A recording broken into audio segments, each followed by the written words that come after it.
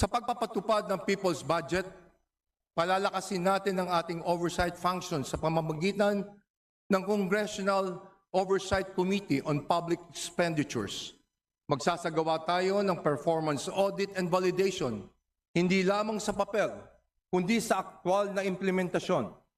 Titiyakin natin ang bawat pisong inilaan para sa taong bayan ay nagagamit ng tama, sapat at makatarungan. Kasabay nito, sisimulan na natin ang mga reformang magbubukas ng bagong yugto para sa kapulungan. Together with the DICT, we will introduce blockchain technology to make the processes and documents of the House more accessible to the public. Ito ay malinaw na mensahe na wala tayong itinatago, wala tayong pinagtatakpan, at bukas tayo sa pagsusuri ng sambayanan.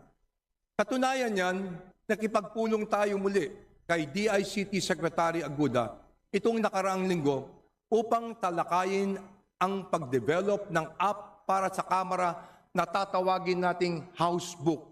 With this app, House members and staff will be able to monitor committee roll calls, track the numbers of votes, and manage the huge volume of documents, and among others.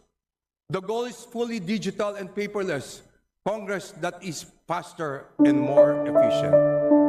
These are only the initial steps toward a House that is transparent, accountable, and worthy of the people's trust.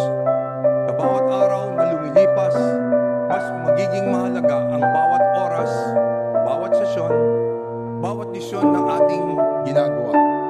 Wala po tayong panahon na dapat sayangin.